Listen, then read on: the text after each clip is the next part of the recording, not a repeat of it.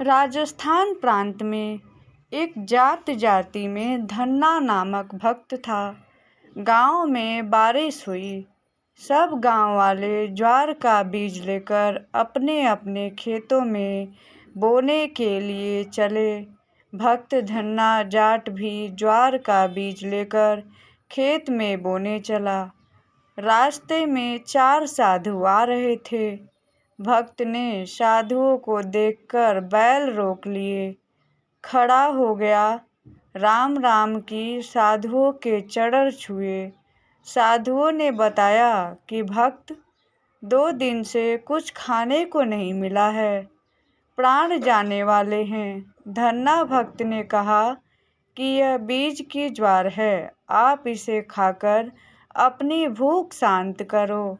भूखे साधु उस ज्वार के बीज पर ही लिपट गए।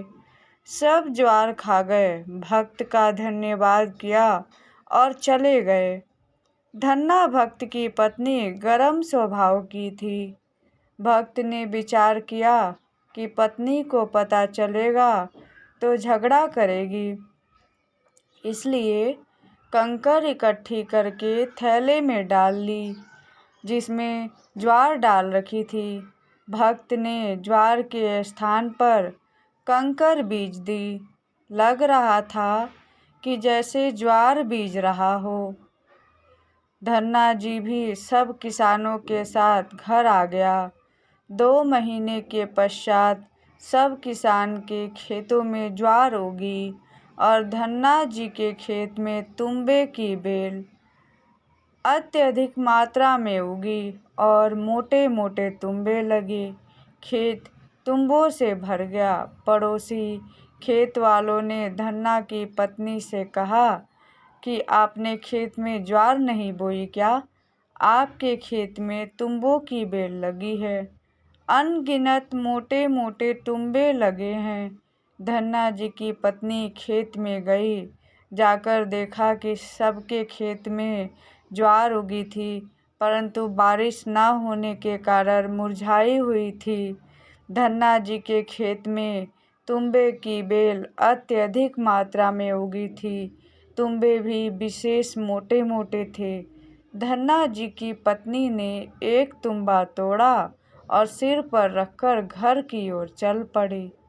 धन्ना जी के पास कुछ भक्त बैठे थे। धन्ना जी ने देखा कि भक्तमती तुम्बा लिए आ रही है, खेत में गई थी। भक्तों से कहा कि आप शीघ्र चले जाओ।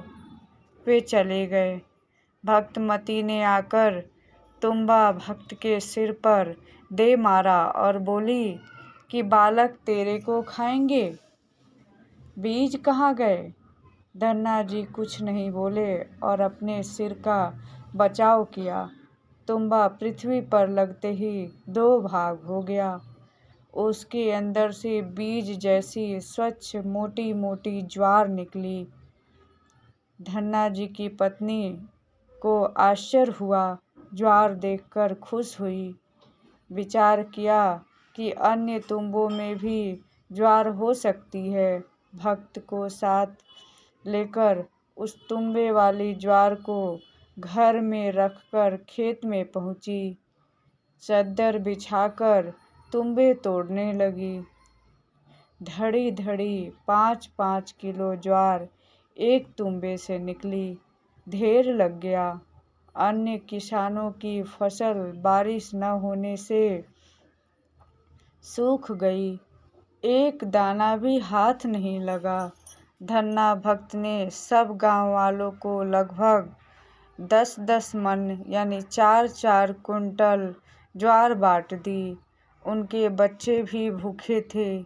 अपने घर भी शेष ज्वार ले आए। पत्नी भी भक्ति पर लग गई।